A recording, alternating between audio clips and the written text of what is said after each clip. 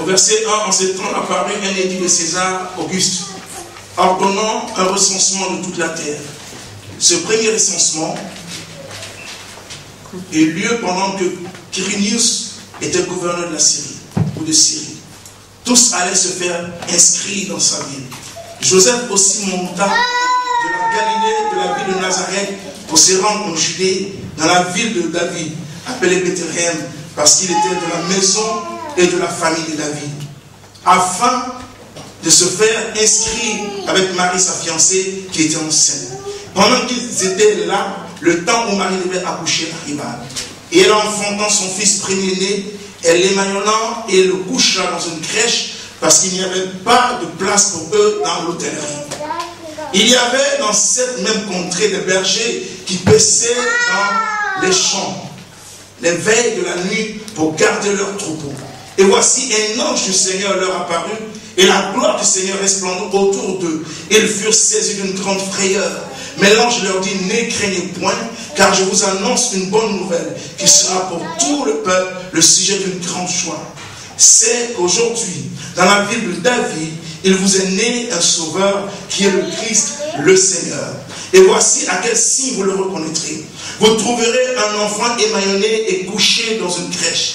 Et soudain, la Bible dit au verset 13, et soudain, il se joignit à l'ange une multitude de l'armée céleste, louant Dieu et disant, gloire à Dieu dans les lieux très hauts, et paix sur la terre parmi les hommes qu'il a créés. Lorsque les anges les eurent quittés pour retourner au ciel, les bergers se dirent les uns aux autres, allons jusqu'à Bethléem, et voyons ce qui est arrivé, ce que le Seigneur nous a fait connaître. Ils y allèrent en hâte, et ils trouvèrent Marie et Joseph et le petit enfant couché dans la crèche. Après l'avoir vu, ils leur racontèrent ce qui leur avait été dit au sujet de ce petit enfant. Tous ceux qui les entendirent furent dans l'étonnement de ce que leur disaient les bergers. Marie gardait toutes ces choses et les repassait dans son cœur. Et les bergers, verset 20, s'en retournèrent, glorifiant et louant Dieu pour tout ce qu'ils avaient entendu et vu, et qui était conforme à ce que leur avait été annoncé. Dites amen avec moi. Seigneur, merci pour ces quelques minutes d'exhortation. Nous voulons prier que ta parole nous éclaire, nous inspire, que ta parole, Seigneur, nous instruise. Merci parce que tu barricades ces lieux d'une présence quelconque, afin qu'elle puisse progresser. Nous lions toutes les puissances qui s'élèvent contre le règne de Dieu au milieu de nous. Sois élevé, que je diminue afin que tu croisses. Rends ma langue comme celle d'un habile écrivain. Au nom de Jésus-Christ. Amen. Amen. Amen. Amen. Mon message s'intitule, il y a plus d'une raison pour que tu loues Dieu.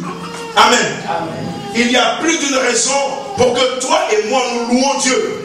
Dites avec moi, il y a plus d'une raison. Amen. Il y a plus d'une raison pour que je loue Dieu. Amen. Amen. La naissance de Jésus, c'est de cela que nous allons parler. Mais plutôt regarder l'aspect de la manifestation divine par la présence angélique et la louange qui s'est levée parce que Jésus est né. Alléluia. Amen. La Bible dit que quand le temps Marie devrait accoucher est arrivé, elle a accouché. Elle a accouché et dans le même lieu se trouvaient les bergers.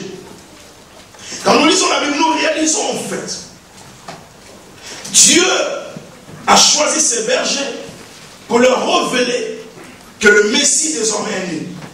Mais ce n'est pas juste une annonce ordinaire. Les anges sont venus annoncer la naissance de celui que Israël a entendu depuis si longtemps. Ce que vous devez savoir, c'est que l'annonce n'a pas été seulement faite par les anges. Quand l'ange est venu faire l'annonce, notre Bible, qui nous avons tous, nous a dit, soudainement, à l'ange qui a fait l'annonce. Vérifions un peu cette annonce. Voilà ce que l'ange dit. Quand il est apparu à ces bergers, avec toute la radiation de la présence de Dieu autour d'eux, ils ont eu peur. L'ange leur dit, ce n'est pas le temps de craindre. Ce n'est pas le temps du jugement. Parce que vous savez, la présence angélique peut vouloir dire deux choses. Soit que ce sont des bonnes nouvelles, ou soit que c'est un jugement que Dieu apporte. Et dans ce cas précis, les bergers sont à peine là en train de perdre le troupeau. Ils ne savent même pas ce qui se passe. Et soudainement, ils voient une présence angélique qui éblouit l'atmosphère. l'atmosphère qui est bleue autour d'eux, soudainement ils ont eu très peur. Ils ont cru que Dieu ou quelque chose arrivait pour leur faire du mal. La première parole que l'ange a dit, il a dit, vous n'avez pas à craindre. Alors, vous savez que l'histoire d'Israël est très complexe. Parce que la naissance de Jésus est apparue 300 ans après qu'il y ait eu un silence. Avant qu'il y ait un silence. Entre le livre de Malachie et la naissance de Jésus, Dieu n'a plus parlé. Pendant 300 ans, il a décidé de se taire. Je n'ai pas instruit quelqu'un. Vous comprenez? Donc il n'y a pas de prophétie, il n'y a pas de prophète, il n'y a rien. Dieu ne parle pas. Et soudainement, les gens sont dans leurs travaux en train de faire perdre le troupeau. Je bénis Dieu de ce que c'est à des bergers que Dieu s'est révélé. Et ce n'est pas accidentel que ce soit des bergers. Parce que dans la ville, il y avait des hommes d'État, il y avait des diplomates, il y avait des grands politiciens, il y avait des hommes de toute envergure, il y avait même des scribes, il y avait des sacrificateurs, il y avait toutes sortes de personnes. Mais Dieu a choisi de se révéler à des bergers. Pourquoi? Premièrement, parce que l'une des caractéristiques du berger, c'est la simplicité. Vous n'avez pas entendu cela? La naissance du Seigneur ne s'est pas révélée à des gens qui étaient dans les poches,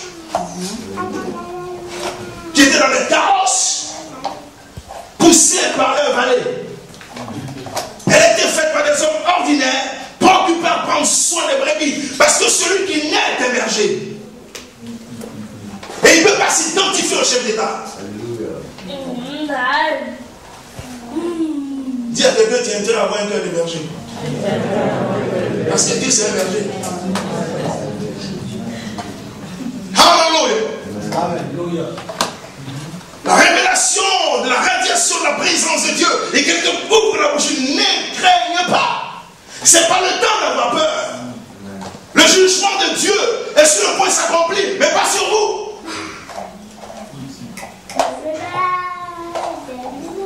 J'aime la parole de Dieu. Amen. Il n'est pas question de craindre. Il dit, je vous annonce une bonne nouvelle. Alléluia. Amen. Là où il y a une bonne nouvelle, la crainte disparaît. C'est ce que moi je suis en train de leur dire. Je voudrais ce matin que tu me dises de quoi tu as été nourri au cours de la semaine. Qu'est-ce qui t'a nourri? Parce que si tu as été nourri de nouvelles qui ne sont pas bonnes, c'est normal que tu sois intoxiqué. C'est normal que tu ne sois pas prêt à démarrer à la distance et à la dimension où Dieu t'attend. Parce qu'un homme qui marche avec Dieu est supposé prendre un vol comme l'aigle. L'ange leur dit, ne craignez pas, je vous annonce une bonne nouvelle. Parce que là où la bonne nouvelle est annoncée, la crainte disparaît, la mort disparaît, tout ce qui fait peur disparaît, la panique disparaît. C'est quoi la bonne nouvelle? Quelle est la bonne nouvelle? Les gens attendaient une bonne nouvelle, ils ne voulaient pas mourir.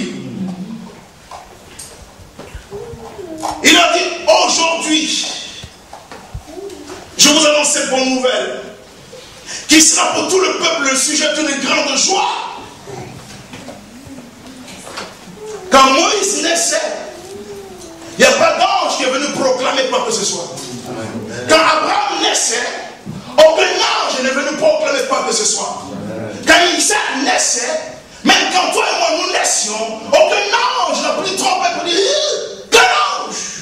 Quand les hommes de ce monde, ces rois et ces poches et ces gens riches, ces autorités et ces célébrités que nous envions tant naissaient, il n'y a pas eu de présence angélique pour présenter le Père. Mais quand moi mon Seigneur, quand moi mon Sauveur, quand moi mon Dieu, quand celui qui m'a libéré de la mort et qui m'a transporté dans son royaume, la Bible me dit que c'est une bonne nouvelle. Dis à ta mère de ne pas craindre parce qu'il y a une bonne nouvelle qui est née. Dans cette vie, elle sera un sujet de grande joie. La naissance de Jésus a propulsé la joie et non la tristesse. Elle a propulsé la vie et non la mort. Amen. Vous et moi, nous servons qui? La Bible nous dit que l'ange a annoncé que cela sera un sujet de grande joie pour plusieurs. Pourquoi? Jésus est né, je suis né de Jésus et je dois transporter la tristesse.